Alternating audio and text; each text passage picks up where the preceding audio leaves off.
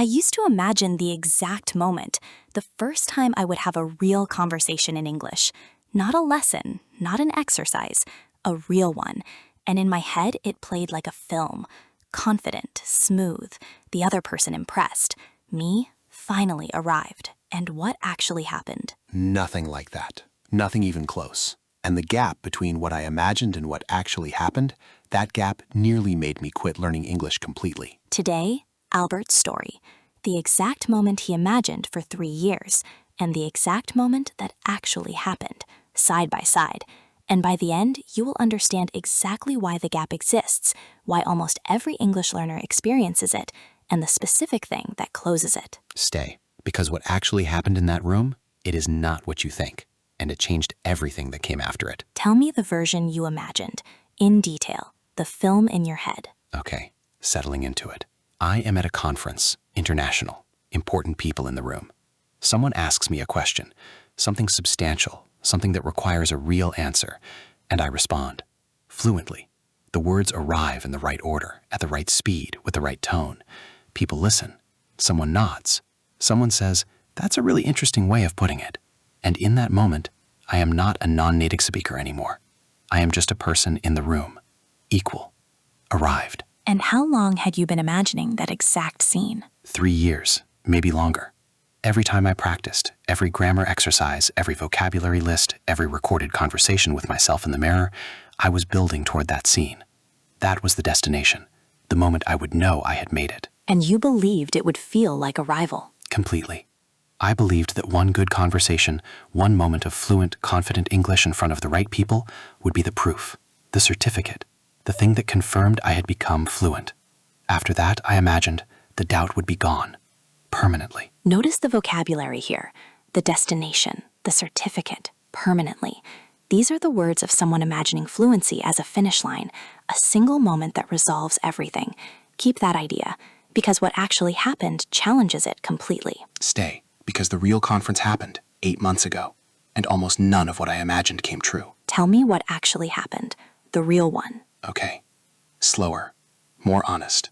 The conference was real. The room was real. Important people, also real. And the question came. Someone asked me something about my work, a genuine, substantial question, exactly the kind of moment I had imagined for 3 years. And my mind went completely blank for about 2 seconds. Not because I did not understand the question, because the pressure of finally being in the moment I had imagined for so long made the moment itself disappear. I was so busy recognizing that this was the moment that I forgot to actually be in it. what happened after the 2 seconds? I said, "That's a good question. Let me think about that for a second," which was not the smooth, fluent opening I had imagined. It was an honest, slightly awkward admission that I needed a moment. And then I answered. Not perfectly. I used a simpler structure than I would have liked. I paused once more in the middle. I used the word thing because the more precise word would not come. And I finished the answer. And how did the room respond? Pause. Someone nodded. Someone said, "Yes, exactly. That's the real issue." And the conversation continued. Normally. Nobody seemed to notice the pause. Nobody seemed to register the word thing. The room simply moved on, as if nothing remarkable had happened at all. Nothing remarkable. Nothing remarkable. And that absence of a remarkable moment was the most shocking part of the entire experience. Because in my head, this was supposed to be the scene where everything changed. And in reality, it was just a normal exchange. Slightly imperfect, completely unremarkable, and entirely sufficient. The pressure of the moment made the moment disappear. Nobody seemed to register it. Slightly imperfect and entirely sufficient. Hold on to these. They are not just Albert's story. They are nearly every English learner's story, told honestly for the first time. Stay, because what happened after the conference, 3 weeks later, is the part of this story that actually matters. And it is not what either of us expected. What happened after? For the first week, I felt worse than before, because the scene I had built up for 3 years had finally happened, and it had not delivered the resolution I expected. I had imagined that one perfect moment would end the doubt permanently. Instead, I had one imperfect moment that ended nothing.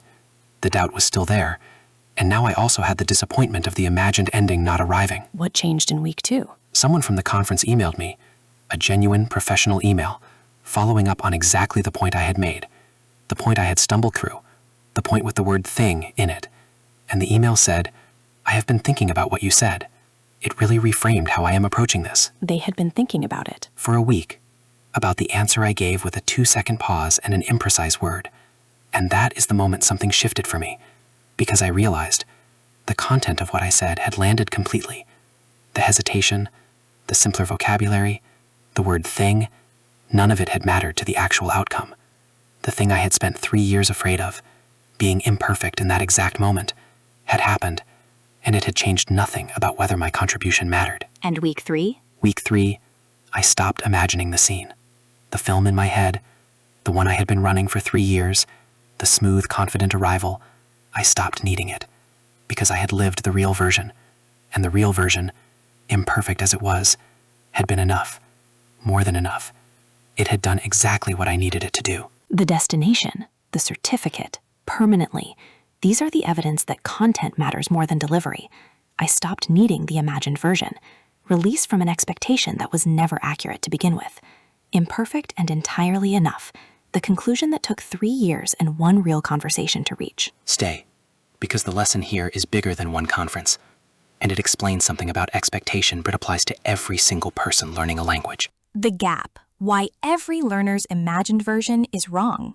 Why does the imagined version never match the real one? For you, for everyone. Because the imagined version is built from the wrong materials. I built mine from films, from interviews I had watched, from the polished, edited versions of fluent English that exist in media. None of that is real conversation. Real conversation has pauses. Real conversation has the word thing in it sometimes. Real conversation is not a performance. It is an exchange. And the imagined version assumes the listener is grading you. Exactly. In my imagined scene, the room was an audience evaluating my fluency. In the real scene, the room was a group of people trying to solve a problem, and my English was simply the medium through which I contributed to that. Nobody was grading, everybody was listening for content. The grading existed only in my head. The grading existed only in your head. Say more about that. It is the whole thing, really.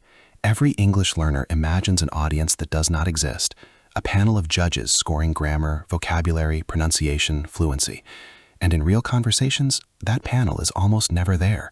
There is just a person trying to understand what you mean, generally far more forgiving and far less attentive to your errors than you imagine them to be. And the gap between the imagined and the real, closing that gap requires what? Living the real version, not more imagining, not more rehearsal in the mirror. The actual, slightly awkward, slightly imperfect real conversation, lived once, does more to close that gap than 1,000 more imagined ones. To the listener, an audience that does not exist, a panel of judges that is almost never there. The actual, real conversation does more than 1,000 imagined ones. This is the heart of the whole story. Keep it. The lesson. So if you are listening to this and you have your own imagined scene, the moment you think will prove you have arrived, I want to tell you what I wish someone had told me. Go. It will not feel like the film. It will feel ordinary, slightly awkward. You will probably use a simpler word than you wanted. You might pause exactly when you hoped you would not. And the room, almost certainly, will not notice any of it the way you fear they will. They will just keep listening, because they were never grading you. They were just trying to understand you, and you will have been understood, which was always the actual goal, not the performance you imagined. And the certificate? The moment that confirms you have arrived? It does not exist. There is no single moment. There is just conversation after conversation, each one slightly more comfortable than the last, none of them perfect, all of them sufficient. The arrival is not a moment. It is the gradual disappearance of needing a moment at all. The disappearance of needing the moment. That is fluency, not the scene in the film, the slow stopping of waiting for the scene. Word tour. First word, substantial. Substantial means having real importance or value, not small or superficial. A substantial question is one that requires genuine thought to answer, not a simple factual question, but one that engages real understanding. For example, the question was substantial, not a formality, but something that required him to actually think rather than recite a prepared answer. Repeat, substantial. Substantial. Next, register. Already covered in previous episodes, worth returning to here. In the story, the room registered nothing remarkable, means the room did not perceive or note anything significant. Register, used this way, means to notice and record something mentally. For example, Nobody in the room registered the pause. It had felt enormous to him and entirely invisible to everyone else. Repeat, register. Register. Next, reframe. Already covered, worth returning to here because it appears directly in the story. It reframed how I am approaching this, means it changed the way the listener thought about the topic, provided a new perspective that altered their understanding going forward. For example, his comment reframed the whole discussion. What had seemed like a minor detail suddenly became the central issue once he had named it. Repeat, reframe. Reframe. Next, sufficient. Already covered, central to this story specifically. Imperfect and entirely sufficient means the imperfect version was enough. It achieved what was needed despite not being flawless. Sufficient does not mean perfect. It means adequate to the purpose. For example, the answer was not elegant, but it was sufficient. It communicated exactly what needed to be communicated and nothing more was required. Repeat, sufficient. Sufficient. Next, evaluate. To evaluate means to judge or assess the value or quality of something. The imagined audience in Albert's story was evaluating him constantly. The real audience was not evaluating. They were simply listening to understand. The distinction between being evaluated and being heard is central to overcoming the fear of imperfect English. For example, he had imagined the room evaluating his every word. In reality, nobody was evaluating anything. They were trying to solve a problem, and his English was simply the means by which he contributed to solving it. Repeat, evaluate. Evaluate. Next, medium. Already covered in a previous episode, returning here because it appears precisely in the story. English was simply the medium, means English was the vehicle or channel through which communication happened, not the focus of attention itself, but the means of getting the real content across. For example, once he stopped treating English as the performance and started treating it as the medium, the thing his actual ideas traveled through, the fear around using it changed completely. Repeat, medium. Medium. Next, gradual. Gradual means happening slowly and in stages rather than suddenly. The story's central insight is that fluency arrives gradually rather than in a single confirming moment. The gradual disappearance of needing the moment describes fluency as a slow fading of a need, not a sudden arrival of a skill. For example, there was no single day she became fluent. It was gradual, conversation after conversation, each one slightly easier, until one day she realized the difficulty had quietly disappeared somewhere along the way. Repeat, gradual. Gradual. And our final word, arrival. Arrival means the act of reaching a destination. In language learning, arrival is often imagined as a single moment of completion, the conversation that proves you have made it. The story's conclusion is that arrival in this sense does not exist. There is no single arrival. There is only the gradual disappearance of needing one. For example, he had spent 3 years waiting for the arrival, the one conversation that would prove he belonged. What he found instead was that belonging had been arriving quietly, in small pieces, the entire time, and he simply had not noticed because he was watching for something bigger. Arrival. 8 words: substantial, register, reframe, sufficient, evaluate, medium, gradual, arrival. Everyone came from this story, and everyone describes something true about the gap between what you imagine and what actually happens. This week, one practice. Think of your own imagined scene, the moment you think will prove your English has arrived. Write one sentence describing it, and then write one sentence about what is actually more likely to happen. Ordinary, slightly imperfect, sufficient. Notice the gap, and then go have the real conversation anyway. Because the real one, however ordinary it feels, will do more than the imagined one ever could. I'm Mary. I'm Albert, LeapTalk English. Thank you for listening to a story that was honestly more true than I expected it to be when I started telling it. See you in the next one. Bye, everyone. Bye.